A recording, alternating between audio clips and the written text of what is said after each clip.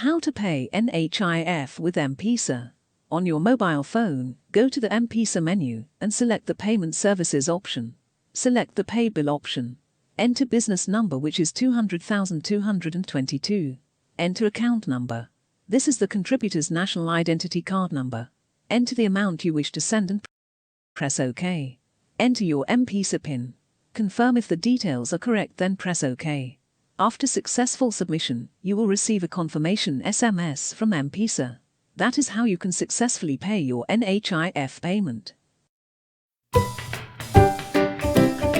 Ever thought of starting a profitable online business, but you didn't know where to start? We have put together a step-by-step video guide that will help you get started. Get our complete video guide for starting an online business.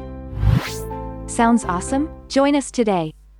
Ever thought of starting a profitable online business, but you didn't know where to start? We have put together a step-by-step video guide that will help you get started. Get our complete video guide for starting an online business. Sounds awesome? Join us today.